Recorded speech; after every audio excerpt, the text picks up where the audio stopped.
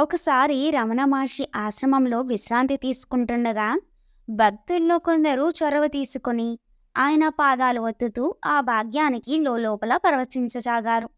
మహర్షి పాదాలకు సేవ చేసుకోవాలని ప్రతి భక్తుడికి కోరిక ఉండేది. అలా అయినా తమ పాపం పోయి పుణ్యం దక్కుతుందని వారి విశ్వాసం. అలా పాదసేవ జరుగుతుండగా మధ్యలో రమణ మహర్షి భక్తులను వారించి, కాసేపు మీరు అలా దూరంగా జరగండి అని అన్నారు.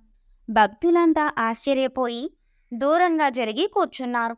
రమణ మహర్షి ఒక్కసారి ముందుకు వంగి తన కాళ్లను తానే నొక్కుకోవడం ప్రారంభించారు. అది చూసిన భక్తులు మరింత ఆశ్చర్యపోయి వారిలో వారే చెవులు కొరుక్కున్నారు. ఉత్కంఠం ఆపుకోలేకపోయిన భక్తుల్లో ఒకడు, అదేంటి స్వామి, మీ సేవ కోసం తపించే మమ్మల్ని కాదని మీరే ఆ పని చేస్తున్నారు అని ప్రశ్నించేసరికి మహర్షి నవ్వేసి, పుణ్యమంతా మీకేనా, నాకు అక్కర్లేదా అని అడిగారు. భక్తులకు ఏమి మాట్లాడాలో బోధపడలేదు.